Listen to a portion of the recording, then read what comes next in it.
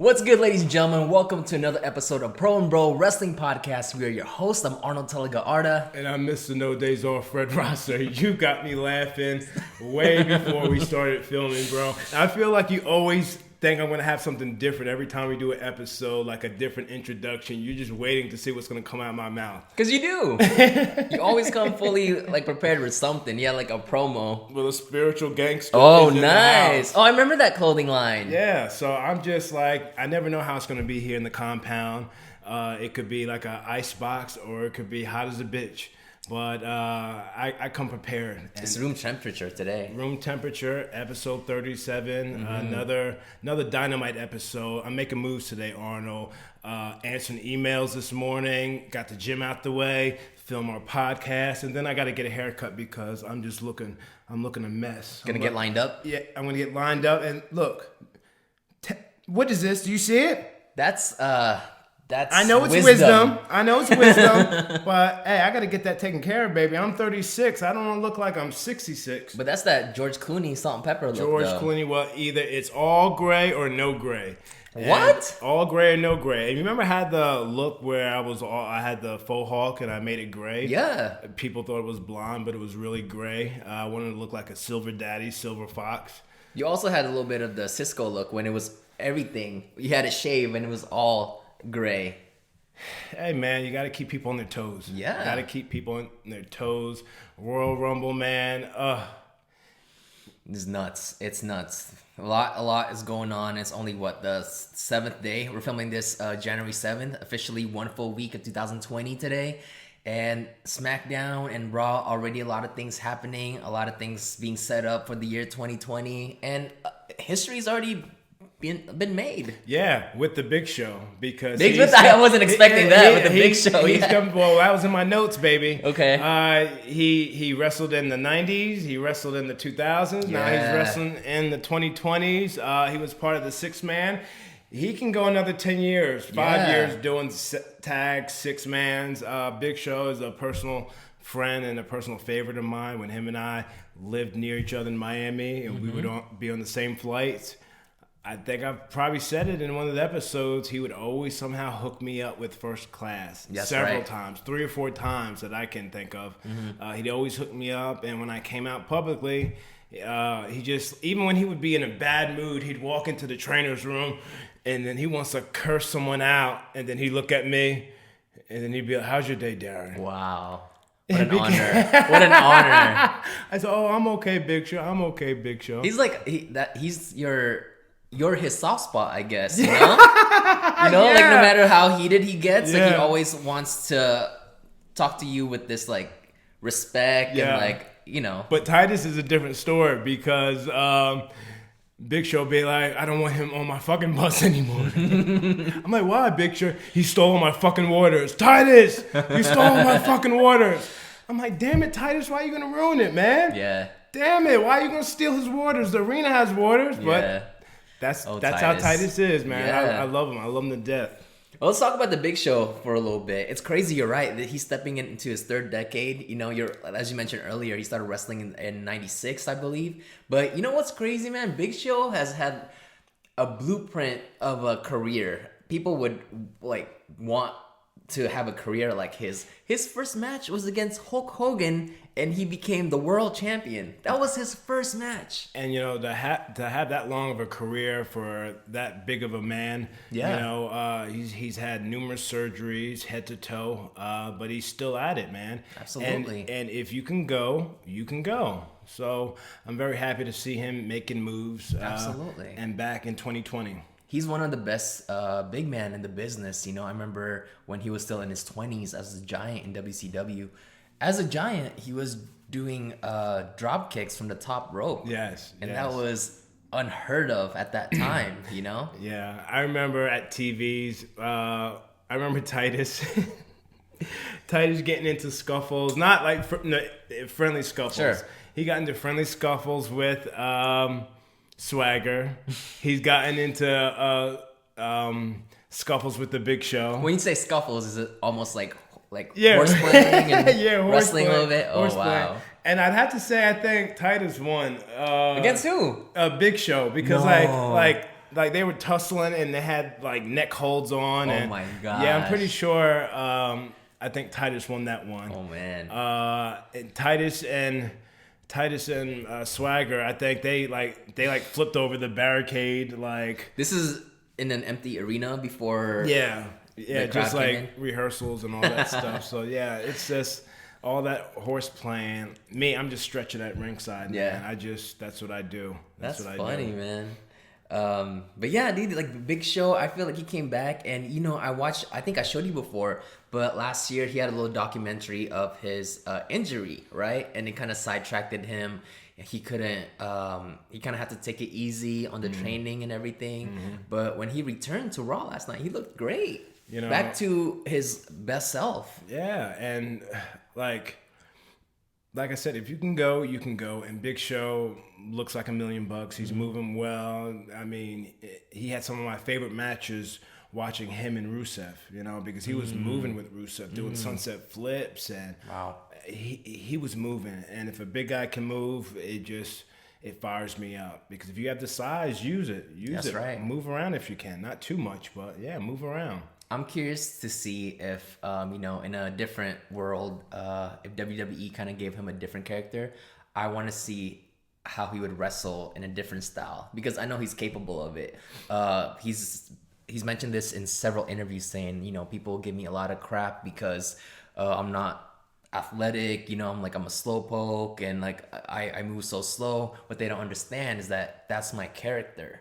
So I'm wondering if he came in and they packaged him differently and he had to wrestle a different style. That'd be fun to see. The world's largest athlete being more agile, I guess. That'd be really cool. Yeah, I mean, like the guy Keith, who's like Keith Lee. He's like the MVP or the wrestler of the year for NXT, and I called it way before then. So obviously someone's listening to Pro and Bro Wrestling.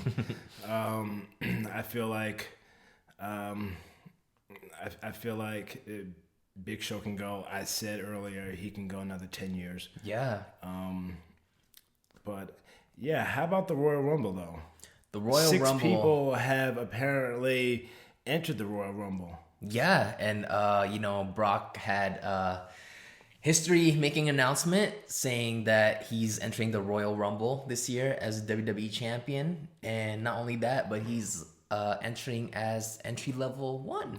Entry level number 1. And you know what? If we were at a table, meeting table, going over storylines, you want to know how I would slay the beast? How? You see, he go through a plethora of superstars. He goes through them, including good Bray Wyatt, He goes through him. Yeah. And then have a moment when the Fiend shows up. He cuts open the ring. And he pulls Brock down, and Brock is fighting his way out of it. He's trying to fight his way out of it, and then that's when you start to slay the beast, As that's going on, Bray overcomes, or up and down, like, Brock's a mess. Brock's being tortured by the Fiend. And other participants start to come in, and then they're trying to slay the beast with drop kicks as he's inside of the ring. People are trying to take out the Fiend and Brock, The 2 champions. Taking out the 2 champions. They're fighting in this hole in the ring. Has that ever been done? No. It's never been done. So, of course, you would create that hole, not in the center, but off the center, just chaos, a hole in the ring during the Royal Rumble. Whatever kind of bodies get put in there and pulled out, that's how you slay the beast. Yeah. I think that's a great way of really telling the story, Yeah, that'll be... What do you think about that? I think that'll be fun to see. Again, like you mentioned, never been done before. That'd be a fun spot. And you see Bray, he comes out, happy character, Yeah. And then he gets thrown out by the beast. He's mirroring Mick Foley. Yeah, the three faces of Foley. 3 faces of Foley, and then Bray's doing the same thing, but differently. Yeah. Messing up some furniture. Right. And, since Brock is entering as champion, I think Bray should do the same. Right? Like, I think that only makes sense if the two champions are in the Royal Rumble. How exciting would that be? Again, that's never been done. Because, people say, oh, like history making champion. But I think that's been done before where a WWE champion has entered the Royal Rumble. Well, yeah, I don't think they should announce that. He shouldn't announce. Fiend shouldn't announce that he's being in the Rumble. I feel like they shouldn't announce it if Brock didn't announce it. But the fact that Brock announced it, I mean, it's not going to be another shocker. We're like, oh my gosh, the Fiend too? I feel like it should be marketed that way now since we have a champion in the Royal Rumble. Like, have both world champions in the Royal Rumble. So people can't predict the outcome of what WrestleMania is going to be, you know? Yes. And I also think the championship should be on the line. Because as of right now, if Brock loses the Royal Rumble, he's still the champ. His championship is not on the line. It would be pretty cool to have the winner of the Royal Rumble be world champion. And the last time that was done was Ric Flair. That's how he won his first WWE championship, was at a Royal Rumble. Yes, he did. I think it was like 92. Yeah. I remember watching it as a little kid. He won it. Then he cut his promo afterwards live in the back. And it was monumental. It was monumental. Yeah. I really enjoyed it. Did you see Ric Flair's post on Instagram? I think he said like born AWA, NWA bred, WCW veteran, and he said, and the last part he put like, I'm gonna die in WWE, like WWE till I die or something like that. That was pretty cool. That's a strong statement. Absolutely. He's a legend. Yeah, man. But this Royal Rumble is gonna be super unpredictable. Can you even imagine all the surprises that they're gonna do with all the rumors of like certain signings here and there, and everyone, like some wrestlers are being hush hush about where they're gonna go. What if we see Marty Scurll entering the Royal Rumble? What if his time in the NWA is just to throw people off? Yeah, but isn't he still with ROH? I think he left ROH for NWA. Oh, really? So he left ROH, and everyone was like, "Oh, where's he gonna go? Is he gonna go to NXT? Is he gonna go to AEW?" But he made his debut at NWA Power, and everyone's like, "Okay, that's kind of a genius move because no one expected it, for one, and two, it gives, not that NWA needs it, but almost gives it a sense of like them being modern, with someone like Marty Scurll being in that organization." Yes. And what if it's just something for him to do right now and elevate the company until he goes to WWE in 2020? That'd be a smart business move. Oh, I agree. And Zach and Marty, they're really close friends. Zack Ryder? Yeah, they always go to theme parks together and everything. Oh, I didn't know that. Yeah, I guess he's kind of like part of that circle of clique with the Miz and Dolph. And yeah, but it's funny you mentioned Zach. He's doing Zach and Hawkins are doing some kind of fitness challenge. Yeah. The major wrestling figure like fitness challenge. Or something, I right? like it. Yeah. I like it. Anything to bring awareness to fitness and to your podcast and all that stuff. Yeah, I think that's fun. These guys are always working. But Zach's first job was a trainer at a gym, but he really? said he had 0 clients. That's when 0 clients? He had 0 clients, but he was a personal trainer before he got into the business. Not like, because he always wanted to be a wrestler, but in the meantime, what's he gonna do? He loves bodybuilding, so might as well be a trainer. Yeah, and his dad's in great shape too, so I'm sure his dad's taught him a lot. Yeah, his dad joined a competition. Did you know that? Yeah, no, I've seen pictures. Yeah, his dad's in great shape. I always said that I wish they had a show on the network involving like the parents. Oh yeah, parents of the WWE wrestlers, because my mom, she's rated R.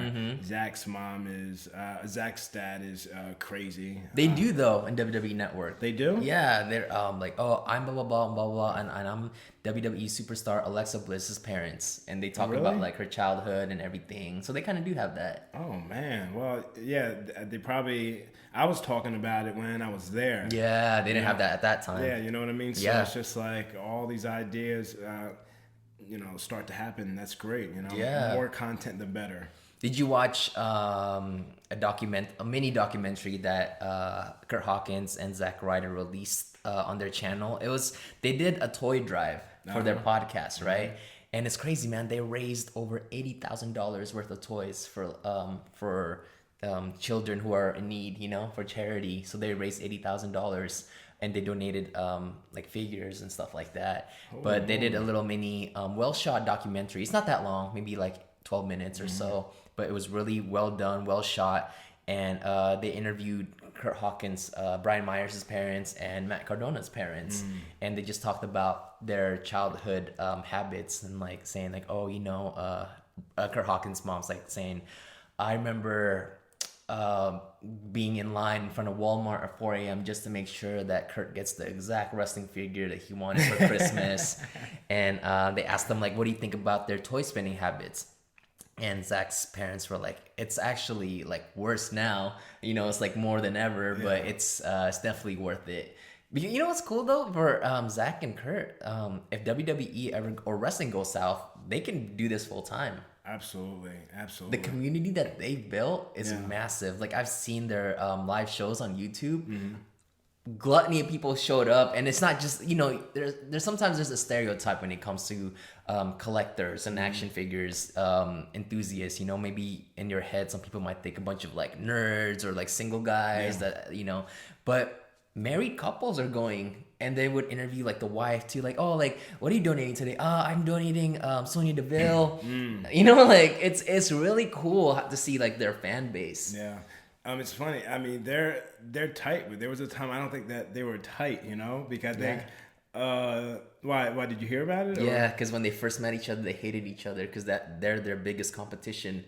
They looked alike. So when they were like an OVW, like, oh, I don't like this guy. He looks too much like me. But that too, but I think relationship too, I think maybe Hawkins might have was dating or messed with Zack Ryder's girl at the time. This was years ago. I had no idea. So they didn't talk for a while. Wait, this is already when they were friends, and then they had like a little falling out or something? Yeah. What? Yeah. So they so they didn't talk for a long time, but now, of course, years later. Yeah. Wait, when was this? Like, oh man.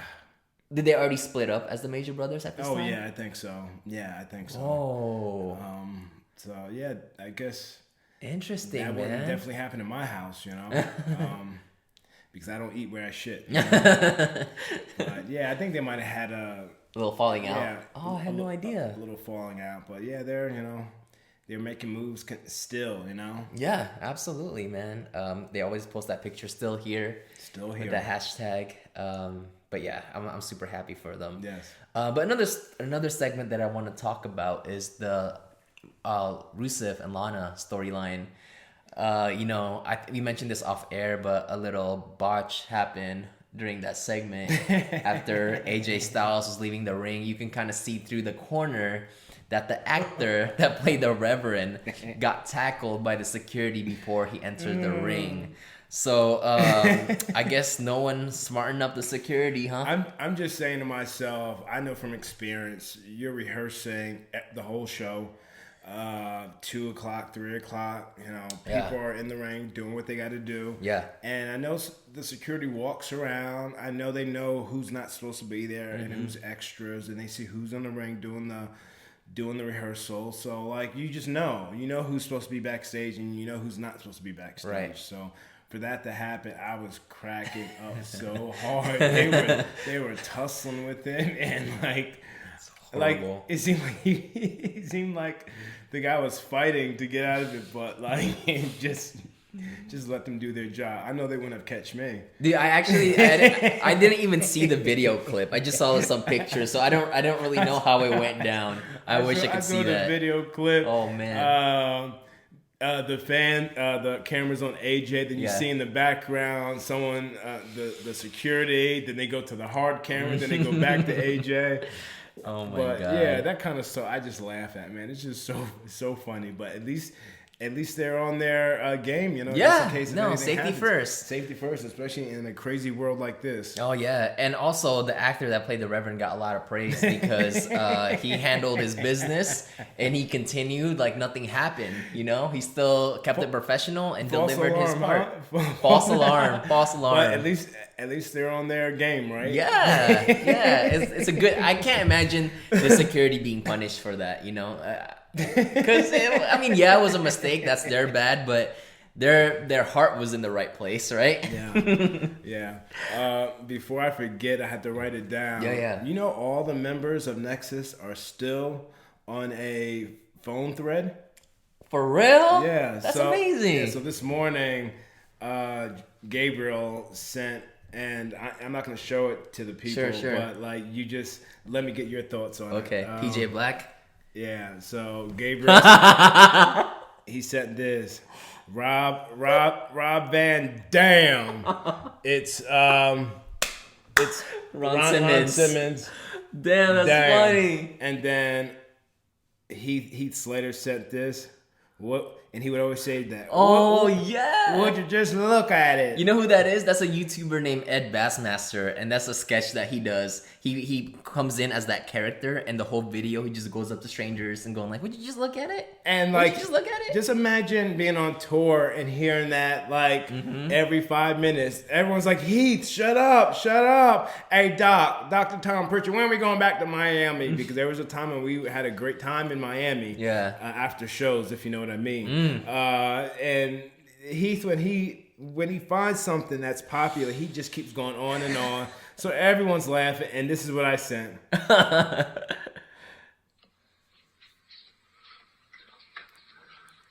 You got to keep it PG. It's quick.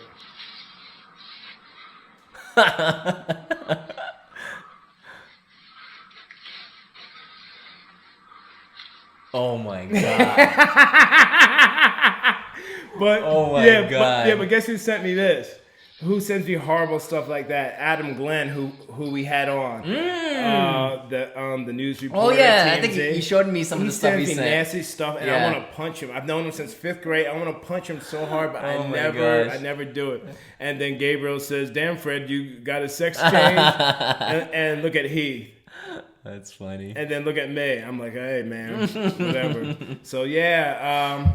This is a cool soundbite. The Nexus, all the members of the Nexus are still in a thread, right? Yeah, a group chat. A group chat. Yeah. Still. Because you never know when shit pops off. Yeah. Who's gonna show up? You never know. Never know, man. WrestleMania 36 in Tampa. You never know. Just never know. Just gotta be on your toes. Yes. What was I gonna say? Oh, and also a fun thing that happened. Well, I think it's a really good thing, but on SmackDown, finally the Miz turned heel again. Oh, okay. He turned heel. I'm sorry I didn't take a look at it. No, so he wrestled Kofi Kingston, but before the match, they had a little backstage segment where Kofi and Big E were hanging out, and they bumped to the Miz, and they were having a friendly chat, you know, and the Miz being a babyface, like, "Hey guys, sorry, I'm just not feeling it today," or whatever. And the New Day's like, "Oh, come on, man, like look how much you accomplished in the last decade. You won so many championships. You held the record for most championships won." Like Kofi was saying all this, and Big E's like, "Actually, Kofi, like that was you. You know, you actually held all the most like championships." And Kofi's like, "Oh, why you gotta say that, man? I'm trying to cheer him up, you know." Yeah. But like, "Oh, you're good, Miz. Like, you know, it'll be fine." And then like they had a match with Kofi and Big E, and throughout the match, Kofi did the whole baby face, kind of like, "Hey, I like you," or this is just a sport. So they'll do certain spots, and Kofi will extend his hand, and like handshake and all that. And Kofi got away with a quick pinfall, and the Miz just got frustrated, and he snapped, and he started attacking Kofi after the match, and Big E ran into the ring trying to save him, and the Miz got away. And so yeah, that was like his heel turn. But then as he was going up the ramp, the fans were like booing him, and the camera got up close to the Miz's face, and the Miz had this moment where he's like, "Really? After all I've been through, really?" So it was a genuine heel turn, you know. It's understandable because, you know, you can relate to someone who's trying to do the right thing for so long, but all this crap just start happening to them, and they just get fed up one day, and they snap, and now everyone hates them for it. So it's kind of like, really, guys, like after all the stuff I've been through, you're gonna like boo me and all that. But and has Morrison been brought back yet? Or? Yeah, this is the fun part. So who's the host? the female host, like backstage. Forgot her name. It's slipping for me. But anyways, that girl, she wanted to get an interview with the Miz. You know, trying to get a few words after what just happened. So she knocked on the Miz's door, and John Morrison opens it, and everyone, they got a huge pop, right? Like, oh, like, and the interviewer's like, oh my gosh, John Morrison. I'm actually here looking for the Miz, and John's like, the Miz. He said something along the lines of saying like, oh, the Miz doesn't want to talk right now, and he closes the door, and that was John's return to SmackDown, that backstage segment. I think that's cool, and for them to maybe get back together again after 10 years or so? Yeah. Or I don't know how long it's been, but I think I'd love to hear that story because Morrison can still go. And they're real life friends, and it's well documented. Well documented. The WWE is the revolving door. Yeah. They always come back. Yeah. They always come back. And to see them maybe feud with New Day, I think that's cool. I mean, if they can stretch it out to WrestleMania, that'll be one of your WrestleMania matches, you know? Yeah.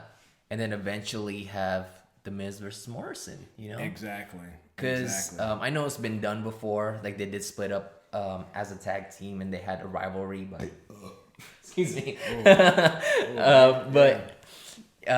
They're good as rivals, too, as much as they are as tag teams, you know? Yeah, I mean, I'm a perfect example of tag team that kiss and break up, kiss and break up. Yeah, that was a weird time for you guys, man. Don't get me started. I'm like... Let's get into that a little bit. Come on. Don't get me started. Like I love the breakup of the primetime players, right? When Titus gets annoyed and like turns his back on you and attacked you after the match. And I was so excited for that storyline of where it was gonna go, but what happened like behind the scenes with all that? Because again, like there's times where you guys got together and then split up and all that. It was just very abrupt, you know? Yeah. It's just like no story behind it. It's just like you're breaking up, you know? No story behind it. And I'm okay with breaking up, but there's no beef. There's no story. Just stop abruptly. And unfortunately, it all has to do with the writing team, you know? You can try your best to, you know, have ideas and stuff like that, but at the end of the day, stuff get changed all the time, man. So your careers are controlled by a pencil. You know, they can pencil you in and pencil you out and erase you out. True. So you can only do so much. But I was ready. I always stay ready because I ain't trying to get ready. You know what I mean? Yeah. And I knew tag teams don't last forever. So that's when I ultimately went to Vince with Bob Backlund, and then he was all for it. It's just unfortunate people didn't have my back. You know, I always say it. You know, I always say it. But it is what it is. Titus was just as pissed, you know. Sure. Well. You know, with John Morrison returning, I feel like the opportunities limitless for him, man. He's only 40 years old. 40, huh? He's 40, but man, he still moves like how he moved in 2008. Yeah. You know, it's funny, and there's memes going around like, oh, we're back to 2011. Yes. Like you see Sheamus, you see Daniel Bryan's new haircut. You see Morrison coming back. Who else? What's next? Right. Again, you don't want to cram 10 pounds of shit in a 5-pound bag, so you want to be able to spread it out. Slow and steady wins the race. Yeah, absolutely. I love the idea of the Fiend coming up from the ring. I hope WWE I hope we can use this as a soundbite. Are you talking about the Royal Rumble? Yeah. So I hope we can use this as a soundbite and I'll whore it out. Yeah. And you never know, it could happen, man. Yeah. We're planting the seed now. You know how I mentioned earlier, so like John's like in his 40, John Morrison, and you know back in the day people were like, oof, that's like getting up there, you know? Man, like I said, people ask me all the time, oh, you still wrestling? Yeah, I do it from time to time. You know, I'm off the clock now. But they're like, how long can you do it for? I said, man, people go in their 50s. It's entertainment, you know? Yeah. They can go in their 50s, 40s, you know, retire early. Don't matter. You just got to take care of your body and be able to tell that story. Look at The Undertaker. Yeah. You know? And he can still go. And I was going to say, like, I feel like Chris Jericho definitely stretched out people's careers, right? Oh, goodness, man. I mean, everything, he has a Midas touch when it comes to wrestling. Everything that comes out of his mouth is made into a shirt and it sells out. So I'm like, he's got this cruise that's coming up soon. Again? Yeah. So he's doing that annually? Yeah, annually. And they should really film like an episode. Yeah. AEW on the cruise. If it sells out like that, he's got belts being made for the event. He posted something on his Instagram, so fans can it's part of the package. So it probably only costs, not much to make, but it's probably worthy of $150, $200 belt. So wait, belts being made for the fans that are there, or belts for winners of the matches? Oh no, for the fans that are in attendance on the cruise. Way. It's like cruise championship titles. That's sick. But they're legit, man. Everyone gets them? Yeah, that's what it said. And that's a lot of money. Well, that's what it said. I didn't post that. Damn it. Where can I see it? I'll post it after. I was posting as we were driving, which isn't good. Don't, where is it at? If you're going on the Jericho cruise and are looking for the ultimate Chris Jericho fan experience, go to blah, blah, blah for more info. Have lunch with me. Ask me anything if you want an exclusive interview session and get an official Rock and Wrestling paper. Okay. So not everyone, certain people. Yeah, just certain people. Yeah. And, I mean, I know I'm a fan. I would buy it. But that's cool. That's a nice little bell. Absolutely. I mean, I'd have to actually start following the people that creates these belts to see how much, it could cost to maybe make Block the Hate Championship titles, Yeah. So, something that's a little bit cheaper, But yeah, I think that's pretty cool. But Jericho, I just love his Instagram. People I study, for the older I get, the better I am at speaking, the better I am at telling a story. I love watching. I'm actually helping Ray Jazz as we speak because something that he struggles with is promos. Oh, I see. He says he can talk to kids about having a wrestling mindset and like being confident and all that stuff. He can talk to a group of kids, but when it comes to the promos, he struggles with. I said, you know what, man? I struggled with it too when I was closeted, because I would cut promos like this to sound more masculine and cut a wrestling promo. But now I just I listen to guys like Tom Hanks. I like to watch guys like Will Smith, The Rock, how they do stuff. Dusty Rhodes would always say, it's not what you say, it's how you say. True. So, sometimes I can become a character. When I was a kid, not even a kid, but a teenager, when I was, class president, I was nervous. You were class president? I was class president, yeah. I posted about it in a Throwback or a Flashback Friday. I was junior class president and senior class president. And do you know when I would conduct meetings, I would be a nervous wreck? I'm sure. But I would envision myself being Vince McMahon because at the time he was doing the no chance, Yeah. So I wouldn't do the walk, but when he would do promos, he had that confidence. People are, what? And he finds a way to if you have no life, say. Yeah, exactly. Exactly. Yeah, man. Exactly, Arnold. Yeah. Boom. The professor knows. He has a way of doing it. So you have to study the greats. Why would I never knew why I was doing that in junior high school. I mean, not junior high school, 11th, 12th grade. I knew I wanted to be in this business. I knew after days in high school, I was doing backyard wrestling, So it's just I just don't know why I did it, you know? But now at 36, I know. I love watching The Rock. I love watching Will Smith. Yeah. Tom Hanks at the Golden Globes. Oh, yeah. I heard about that. Jeez, and my wife was there. My heart and soul. Hart was there in the house. Hart and Vincent doing funny videos, had me cracking up laughing. They're like the Three Stooges. I want to be a part of it. I want to be a part of it because they make me laugh. And I seen it firsthand at your birthday party. Yeah. Vincent is in the mirror. He's like, I'm cracking up, Yeah. And I'm just staring at him because it is so funny. It is so funny. And then the popcorn scene you were telling me about. Oh God. It's hilarious. Like I said, but hearing Tom Hanks, accepted an award, and he spoke more about being professional. He spoke more about being on time, and he spoke most importantly about being prepared. Yeah. And I haven't talked about it much, but I'm actually filming a theatricality pilot. Wow. And it's a Little House on the Ferry. I can't talk about it too much because I signed the NDA, if you know what I mean. But I'm really getting my feet wet into theater, man. Wow. I'm going to be learning how to sing. I'm going to be learning how to dance.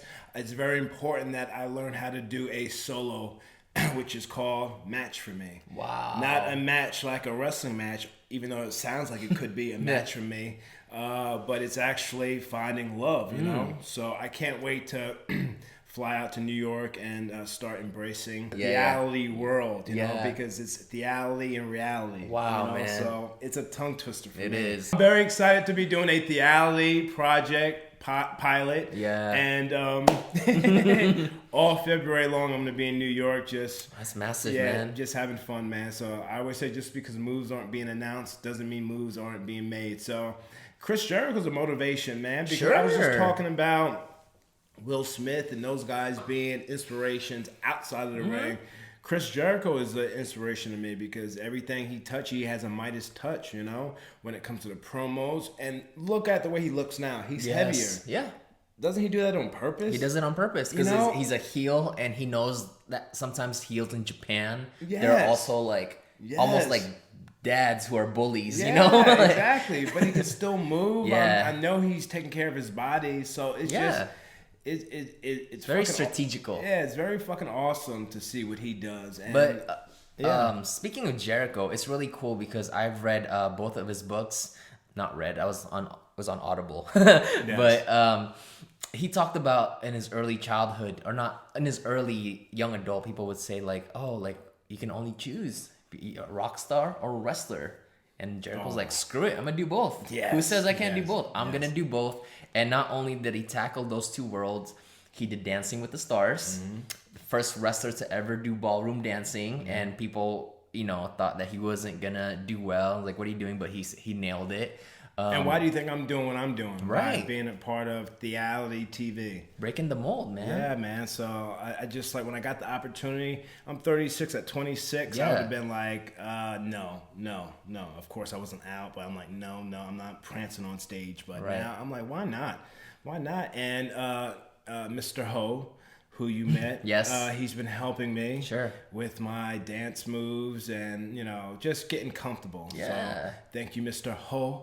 I hope you record it, man. I want to see it before it goes live and it gets picked up and everything. Well, for rehearsals and stuff like that, and when I'm out in New York, I'm gonna be having it on. I'm gonna post whatever I can post legally. Yes, sure. You know, I'm not trying to mess up any NDA. You know. Yeah, I feel what you're doing is, you know, to some degree, a lot more challenging than some wrestler who is just diving into acting, because that's already hard enough. But you're acting, singing, and dancing, memorizing lines, memorizing lyrics, memorizing choreography, all into one. Man, that's a lot to take in, and I'm like super proud of you for taking that challenge, because it's definitely gonna be a challenge, but you're gonna kill it. Why not, man? Why not? And I can't wait. Yeah, I can't wait. But there's gonna be some conflict. If you know what I mean. There's already conflict. I'm dealing with the director now, and I'm like, he's a pain in my ass, and it's gonna show. It's gonna show. I can only bite my tongue so much, Arnold, but you know, it is what it is. And I've been talking with the video guy. Have you? And the video guy's like, oh, have you ever been on a reality show? I'm like, yeah, man, I've been on Total Divas a bunch. Absolutely. I have, you know. Anytime those cameras are on, I don't shy away. Why? You want to know why? Paycheck. Damn right, man. Damn right. Anytime Natty comes up to me, oh, Darren, it's so nice to see you. I'm like, hey, how you doing? And the camera's right there. And I'm like talking to her. I don't even look at the camera. They're like, oh, how's everything going? Oh, I'm having trouble with this one diva. Oh, what's going on? And I don't talk to the other divas. I just listen. Sometimes with the girls, you got to be a good listener. Thank God I'm gay, because they're brutal, man. I'm just a good listener. And because they always go to the token gay guy. Everyone loves you, man. That's why sometimes for people that don't really know you, you know, like, well, Hart knows you, but sometimes she asks me stuff like, oh, like, what's his work life like? You know, like, is he well liked and everything? And even like my cousins. Shit. Obviously, if I'm hanging with you, you know, it's all love, man. It's all love. Like, if this guy asked me to jump off a bridge, I'd be like, damn. All right, well, if he tells me to.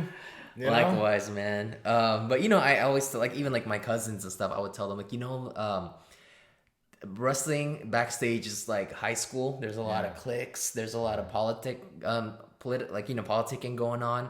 but Fred is the one guy that everyone likes. Because my cousins, they're not super familiar with the wrestling world, and they're very like, they ask like questions like, oh, so did they really get hurt? Like, did they get really injured? Yeah. Like, does my cousin asked like, does Fred really have enemies? Like, like rival? Yeah, Enemies? Oh, yeah. okay. So I told her like, Yeah, maybe gender. gender. But I told her like, no, like Fred is everyone likes Fred. No one has a bad thing to say about him. And you've seen it firsthand. Oh, yeah. You've seen it firsthand. My last Sports Key to Wrestling article, third one, I talked about experiences with Vince McMahon. Have you seen it, Arnold? I've been tagging it. I've seen it, yeah. And did you read it? Not yet, but I've seen it on your story. Because like I might be a little pissed off at myself because I don't know if I might have spelled your last name wrong, but I don't think I spelled it wrong. Even if you did, it's all good. No, because I was writing it up, and then they have people that proofread it and stuff like that. Yeah. And then sometimes I just write your name, and I forget to check it. Sure.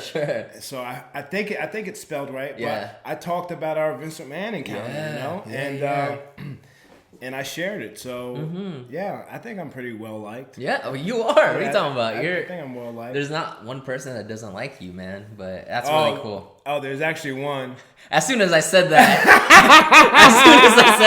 one person popped in mind. But I'm like, we're just gonna keep going. I'm not gonna forget because that still hurts me to my. I'm sure. It still hurts me to my heart, and she's got me blocked, and I don't want to mention any names. But See, even she's like, pretty popular, and it just hurts my feelings. But that's what I'm saying. Like, you're so well liked that when one person has an issue with you, like it bothers you because the feeling is so new to you. Like, what is this? What do you mean? What do you mean you don't like me? Oh, but 36. I'm 36, baby. Fuck it. Yeah, just gotta live your life, Exactly. But this is cool. A possible, well, it's not even a possible. This is already happening, but a babyface turn for Drew McIntyre. Babyface turn. Again, Sports Key to Wrestling article. Again, Sports Key to Wrestling. We were commenting on Raw and stuff like that, and they said that. Let me just pull. Yeah.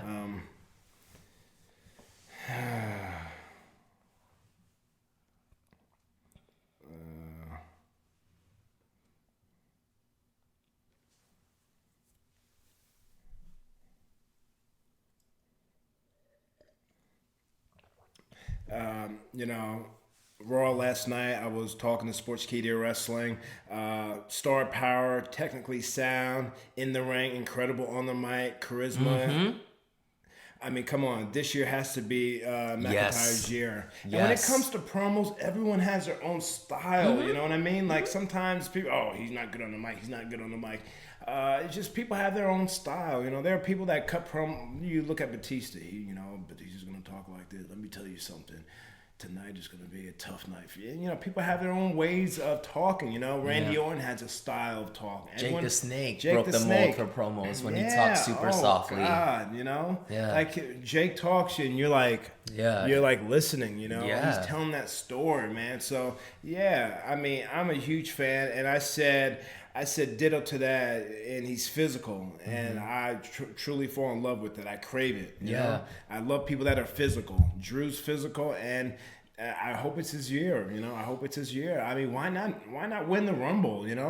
God, that's how you elevate people. And I actually think WWE did right by him by taking his time because so his first part of his career, he got introduced as the Chosen One, and he did pretty good with that, becoming the Intercontinental Champion, Tag Team Champion with Cody Rhodes.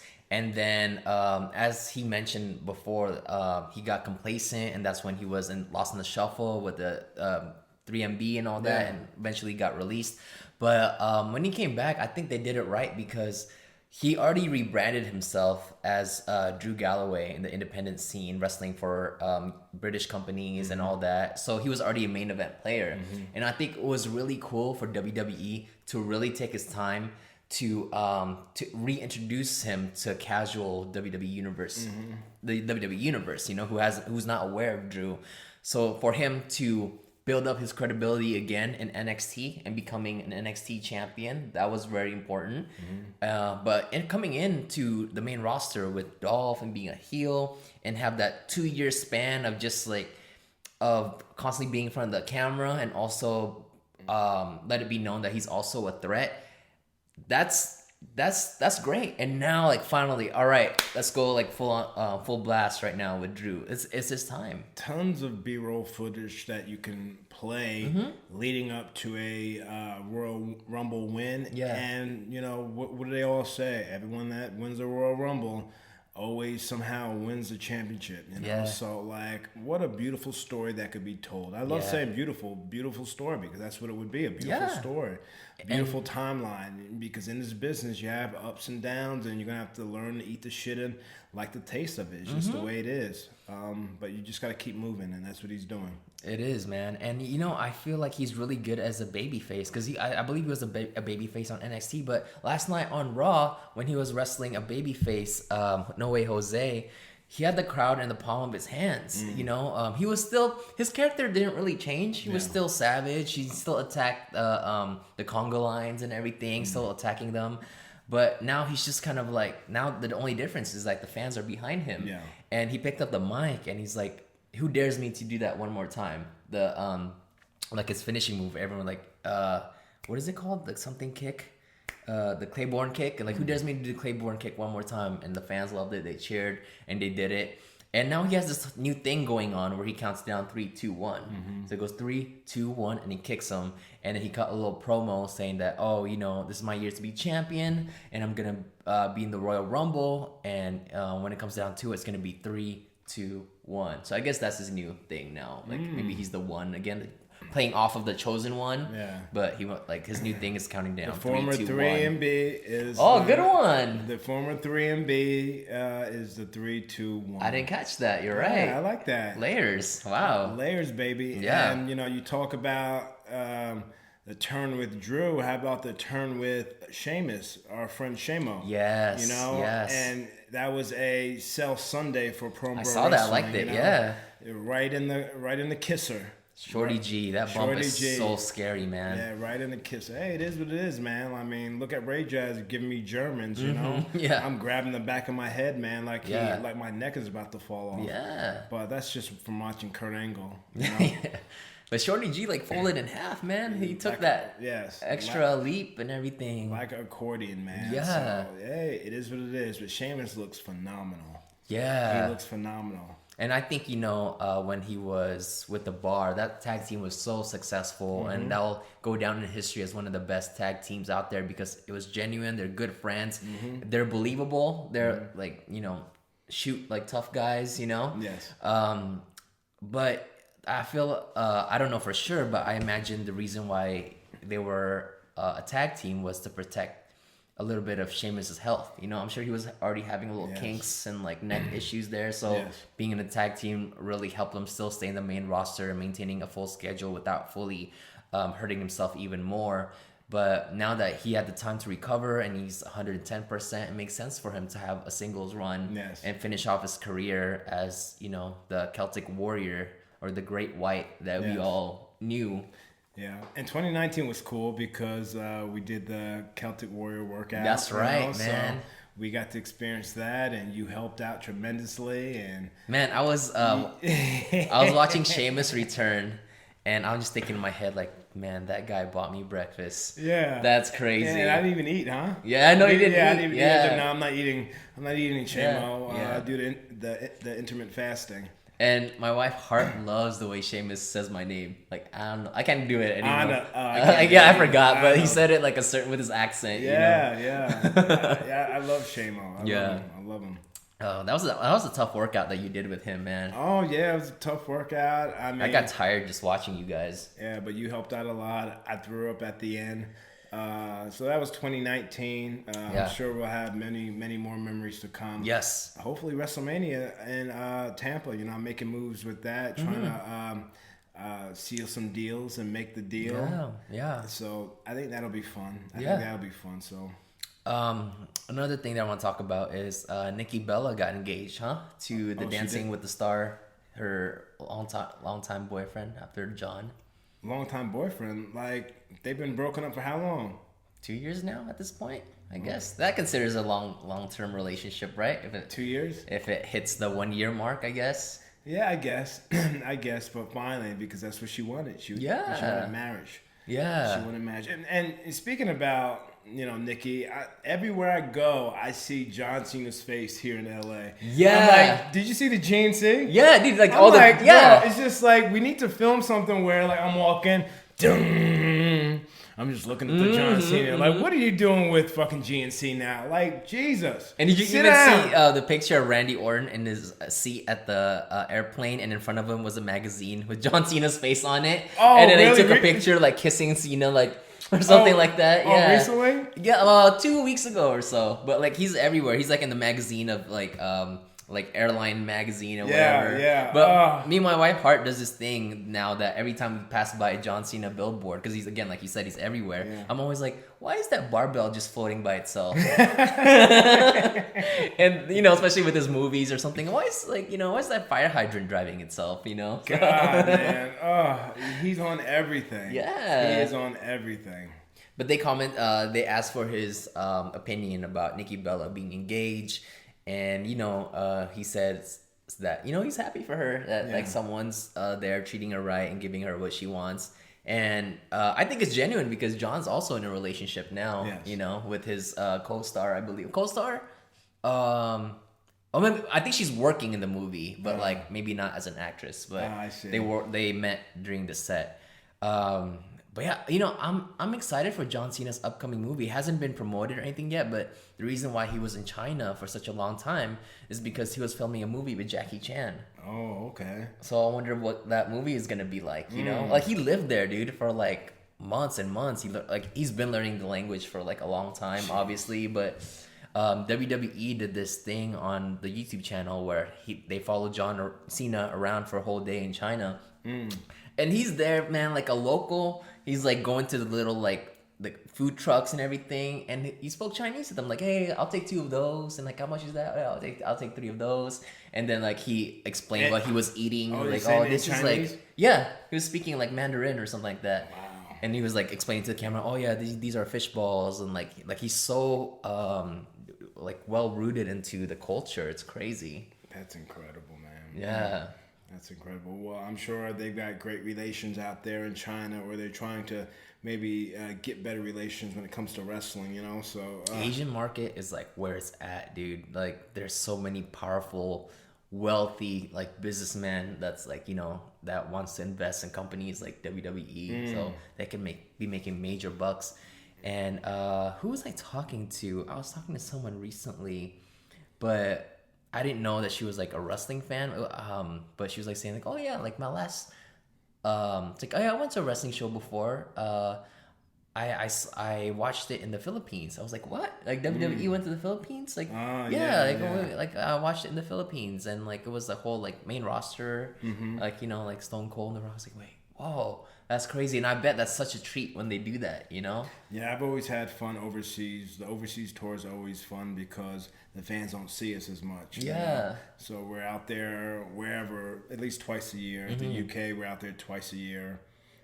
So to be able to go out there, man, I enjoy it. Yeah. I enjoy it. I wish maybe, looking back, I would have adventured out more. I think I adventured enough. Yeah. But I'm the type of guy where I have to like get into my hotel and get situated and like spray down my dirty wrestling gear that you've been wrestling in for 10 days. Yeah. Like I don't let that shit just like That's smart. just linger in my book bag. I have to lay stuff out, get room service because I don't want to go down to the bar and get drunk. I want to get drunk by myself. When I was drinking at this time, I've been sober since August 2017. Yeah. And I say sober, I had a problem internally, but but no one ever knew. But August 2017, no That's alcohol. amazing. That's great, man. What was I gonna say? But like, so how I told you that I went to that live event, right? Yes. And then I told you prior to that, the last live event I went to was way back in the day. But this is what I forgot. I totally forgot that sometimes live events are practice for what they're gonna do on television. Exactly. I can definitely explain that to you. Yeah, because like when the first match of, was it SmackDown or Raw? It was like the triple threat women's like tag team match with Lacey Evans, and like I watched it. I'm like, that is what I saw at the live event. Like Yeah. spot and spot. Like that was what I saw. And you can go on TV and do it with your eyes closed. Yeah. So yeah, that's what happens, man. You know, they like to try stuff, test stuff out at the live events, see what the people bite on, and then use it for TV. Yeah. So that's where you can kind of, you know, stumble and fall and mess up and, you know, try stuff. Yeah. Because the house is only seeing it. You know, the couple thousand people that are in attendance are seeing it. It's not like it's TV where millions are seeing it. True. And I feel like WWE is doing a great job promoting their live shows now more on their Instagram account. Because I think like about 2 years ago, I would think to myself like, oh, like, do they really need to do live shows? Like, you know, because like I feel like the wrestlers already have such a tight schedule already. Like it sucks for them to be on Raw on Monday, but still be working days before. Like still be on the road. Like I thought they'd be like at home resting until Monday comes. Yeah, man, we're a traveling circus. Yeah, but traveling circus. They promoted it really well. Something along the lines of like, oh, you don't want to miss our live events, and it's the New Day and Braun Strowman like having a good time and all that. So it kind of gives the feel of like you don't want to miss it. It's exclusive only for the people that's there. Yes. But yeah, I feel like 2020. I feel like live event tickets are gonna go up. You think? Yeah, because with the way things are, because they're actually now showing more and more content of live events on their Instagram, so people are gonna want to see it now. You know, it becomes more important. And Andrade winning the U.S. Championship on a live event. Oh yeah, against Ray. Yeah. That was, you know, that was shocking. I loved it. Yeah, and I love how now they're continuing with that storyline. Andrade took off Ray's mask on Raw. And I know that's been done many, many, many times before, but it still gets to me when like someone takes off Ray's mask. But no one actually saw his face, right? No, the referee put a towel on his head, and then Ray got his revenge backstage and attacked Andrade. But it's a believable, heated rivalry, and I think they enjoy working with each other because they put on great matches, man. Yes. They always do that group shot backstage of all the Mexicans, you know, with Ray, Lucha House Party, Andrade, Selena, and Dominic, you know, and you can just tell like how proud they are to be in WWE. Gotta represent, baby. Gotta represent. They definitely are.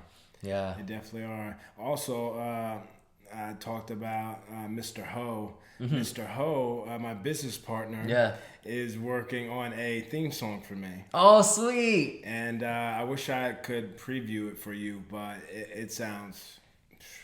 What's the mood? Is it like... What? Wait, what were you going to ask me? Is it like hip-hop? Is it kind of like angry? Is it... Hip-hop. Yeah? I'm a little hip-hop, but you know my vibe is very slow. So it's got to be... I got to be able to walk out to my own beat. Yeah. You know? The beat of my own drum. Yeah. But the way he's mixing stuff and, you know... adding stuff and creating stuff, stuff that's original, like a piano, and oh man, I'm loving it. It's not a priority for him, but he's working on it on his spare time. Yeah, spare time, and it's like, you know, it's like a little project for him that Mr. Ho. Yeah. Mr. Ho will get the Mr. Ho will get the credits for us. Yeah. So, thank you, Mr. Ho.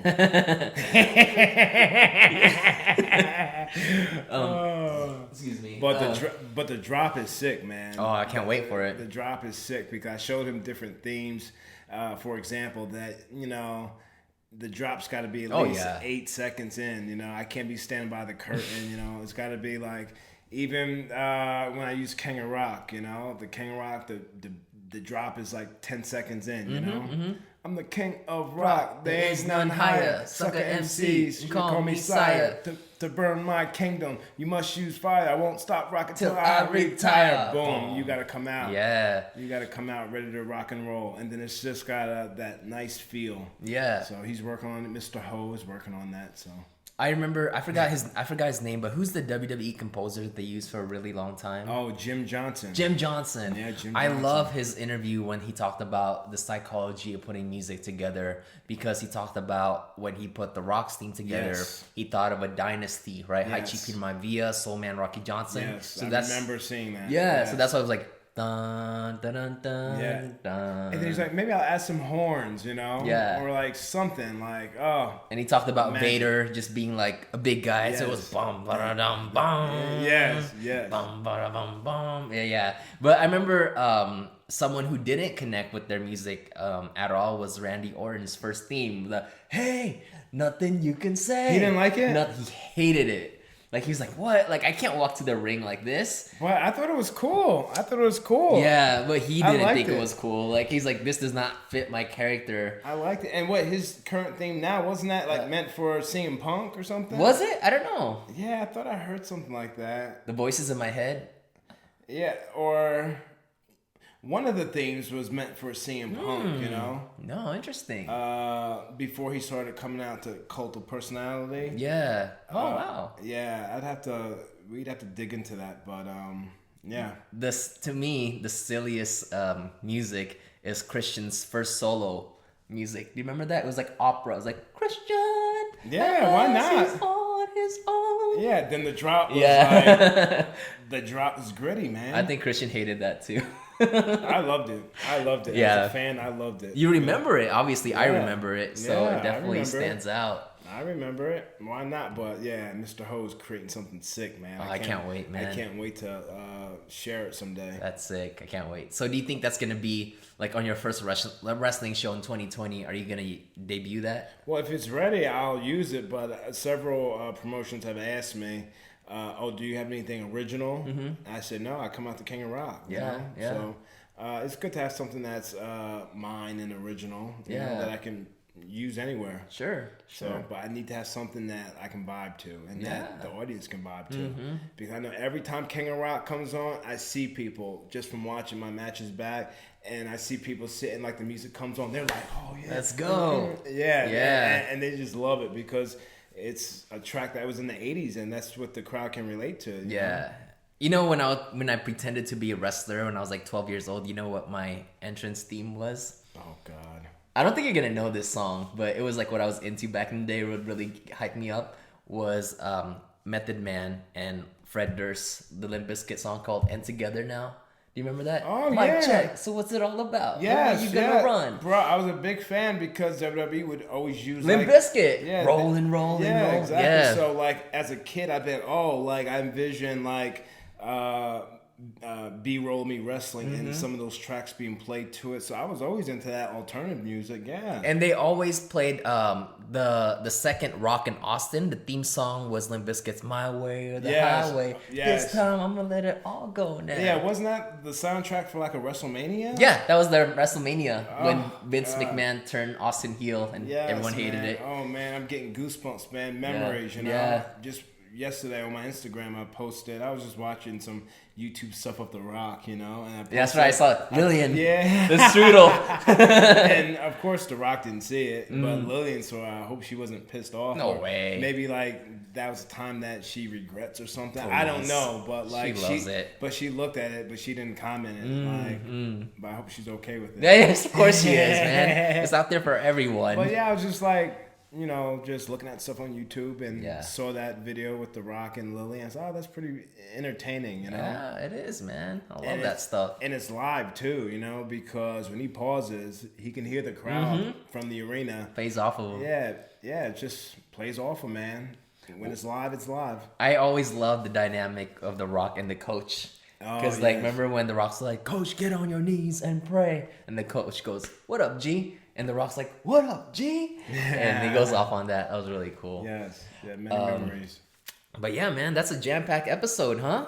Jam-packed episode, man. And we haven't had any guests on lately, but that time will come. You Yeah. know, like sometimes we started with the both of us, and we're gonna keep rocking and rolling, you know. And people's schedules can be kind of, you know, scattered and Sure. stuff like that. We still have to have Dan Moff on. We still have to have a few other guests Yes. on that are in our back pocket. So yeah, It's all just scheduling. yeah, it's all just scheduling. But I'm glad that we got it in. Yeah, thank you guys so much for watching and listening. And if you're watching us on YouTube, make sure you guys subscribe and leave a comment. And if you're listening to us on iTunes, make sure you guys give us a 5-star rating and write a review so we can know what we can do better. And 2020, we're still rolling. Still rolling. And we still blocking that hate. Peace out. Have a good one.